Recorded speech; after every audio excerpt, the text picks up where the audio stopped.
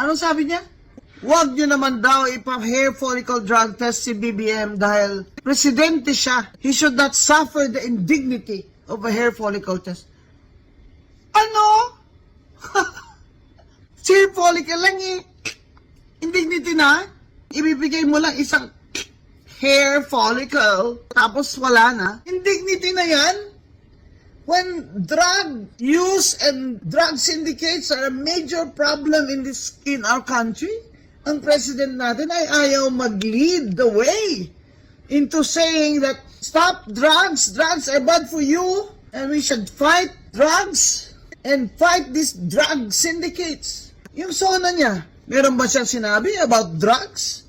Bakit? Hindi ba problema sa Pilipinas ang drug? Di ba problema? Malaking problema. Hindi lang yung nag-addict sila dyan, kung hindi maraming crimes committed by drug addicts. Okay, rehab.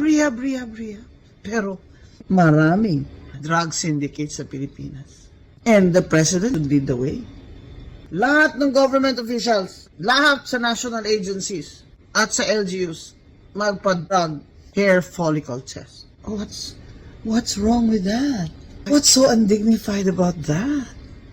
Diba, mga akla? Indignity? My God! Indignity talaga yun kung adik ka. Diba? Kung adik ako, abay malaki indignity yun sa Pilipinas.